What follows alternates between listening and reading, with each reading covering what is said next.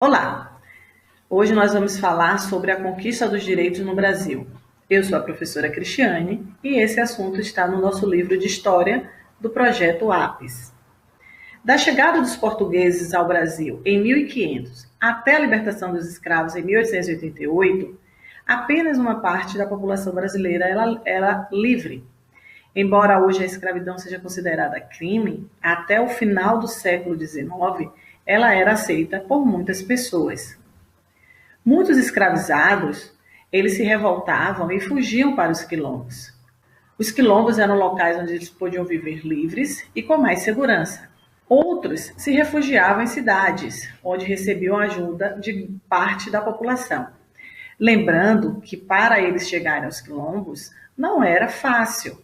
Eles muitas vezes precisavam fugir durante dias e alguns eram recapturados e voltavam para aquela situação de escravidão, muitas vezes castigados por tentarem fugir e muitos morriam nesse trajeto. Mas aqueles que conseguiam chegar nos quilombos, eles se organizavam para ajudar aqueles negros escravizados que ainda eram mantidos nas fazendas, nas lavouras. Na segunda metade do século XIX, muitas pessoas se associavam para ajudar aos negros escravizados, ou para ajudar a fugir, ou comprar a sua liberdade, pagando determinado valor ao proprietário. Muitos escravizados, eles conseguiam comprar sozinhos a sua liberdade. Para isso, eles trabalhavam na cidade por conta própria. Além dos próprios africanos e dos afrodescendentes, advogados, políticos, escritores, jornalistas também lutavam pelo fim da escravidão e pela libertação de todas as pessoas escravizadas que viviam no país. Aqui nessa foto, a gente vê uma cerimônia de entrega de cartas de alforria. Essa ilustração foi feita por Ângelo Agostini em 1886.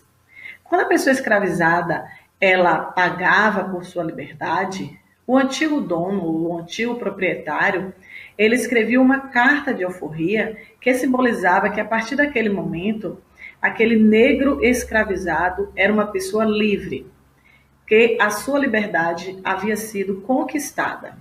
A escravidão ela existiu no Brasil do século XVI até o final do século XIX.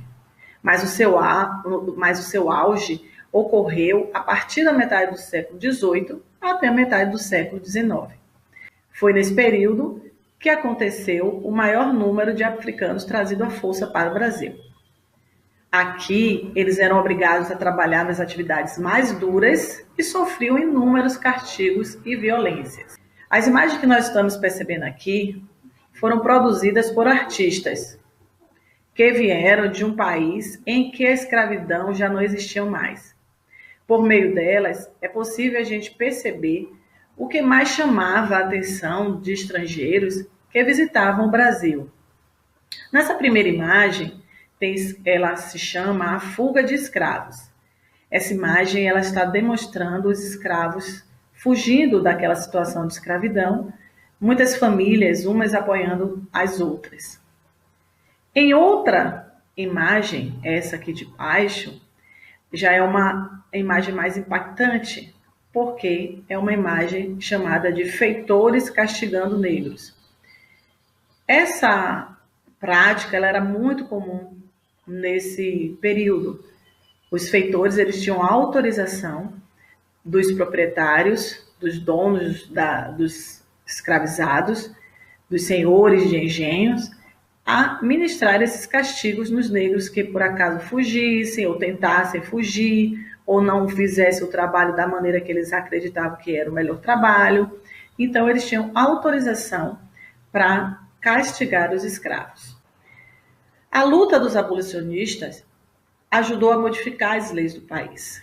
Pouco a pouco, elas foram elaboradas e restringiam a escravidão no Brasil. Aqui a gente tem o nome da lei, o ano em que ela foi assinada e o que essa lei determinava. A primeira lei, ela aconteceu no ano de 1850 e era a proibição do tráfico negreiro. A partir dessa data, estava proibido o comércio de escravizados da África para o Brasil.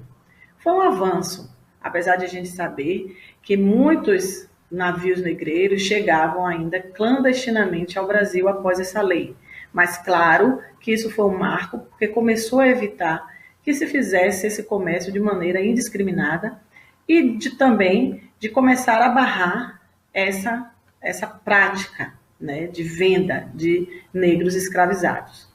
Em 1871, ou seja, 21 anos depois, aconteceu a lei do ventre livre. Essa lei dizia que os escravos seriam libertos, ou melhor, seriam libertos os filhos de escravizados nascidos a partir de 28 de setembro daquele ano. Aí dizia que, a partir daquela data, toda criança que nascia era uma pessoa livre. Mas nós sabemos que não acontecia isso na prática, já que a sua mãe continuava escravizada. Então, essa criança ainda vivia nessa situação de trabalhos forçados e até mesmo de viver com uma pessoa que ainda não estava liberta. Em 1885, foi a lei dos sexagenários. Seriam libertos os escravizados com mais de 60 anos. Muitos, porém, não chegavam a viver até essa idade. Até porque a gente sabe que nessa época, devido às condições de saúde, do que era imposto a eles, eles não tinham como sobreviver por muito tempo. Então, a média de vida nessa época dos negros escravizados era de 45 anos, às vezes um pouco menos, às vezes um pouco mais, porque eles viviam em uma situação muito difícil. Então, muitos morriam antes mesmo de chegar até os 60 anos. Em 1888, foi escrita a Lei Áurea. Ela foi assinada pela princesa Isabel no dia 13 de maio e ela determinou a abolição da escravatura no Brasil. Após a abolição, foi um desafio para esses novos cidadãos. Muitas vezes, eles não encontravam emprego remunerado ou só conseguiam os que pagavam salários baixos. O preconceito racial continuou a existir depois da Lei Áurea. E pouco se fez para reparar os efeitos dos séculos de opressão. Além disso, para agravar ainda mais a situação de exclusão social, muitos fazendeiros brasileiros preferiram estimular a imigração de europeus para trabalhar nas fazendas de café, a contratar pessoas negras. Por isso, mesmo com o fim da escravidão, muitas dessas pessoas continuaram vivendo na pobreza.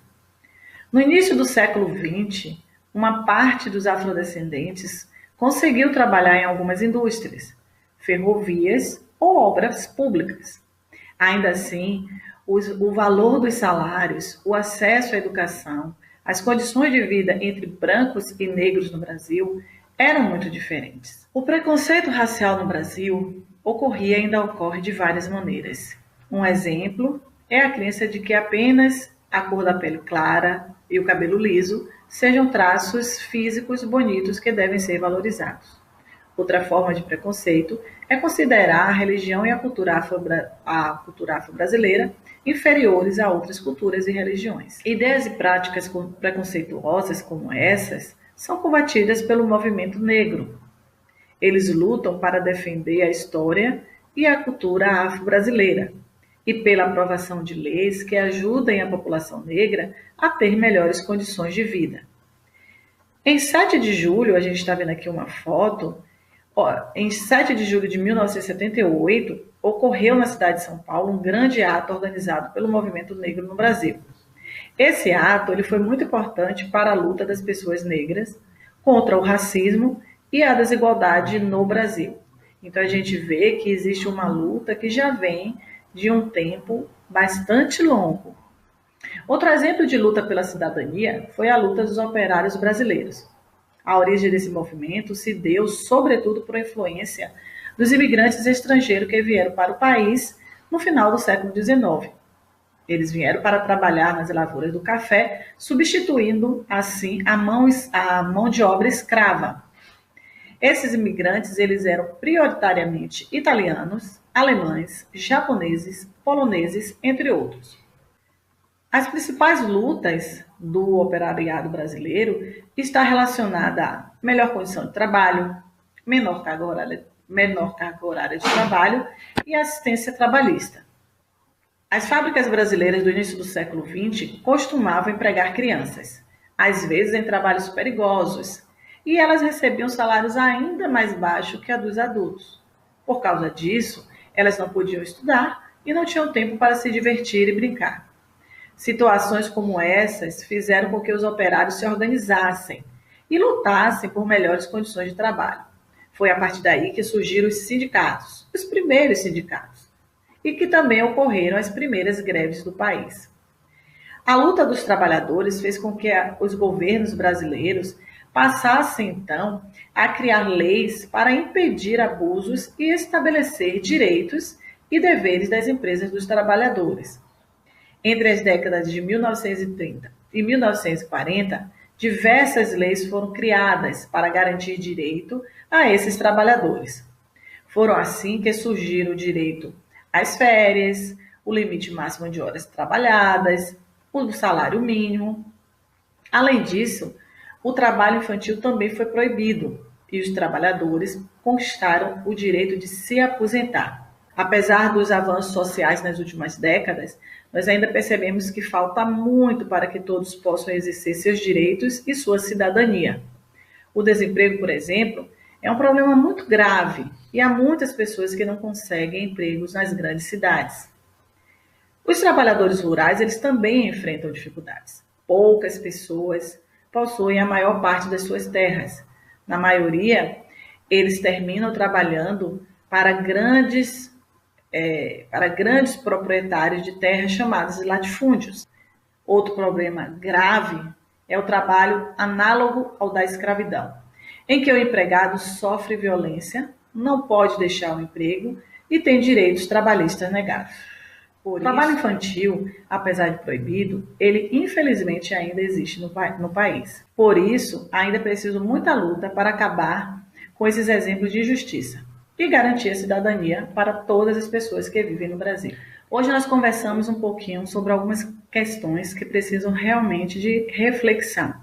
Vocês agora irão responder as atividades que estão relacionadas nessas páginas, que estão escritas nas orientações da planilha de orientações pedagógicas, e também na próxima aula síncrona de história, nós vamos poder compartilhar as nossas ideias, as nossas reflexões a respeito de tudo que foi falado hoje nesta aula. Um abraço e até a próxima.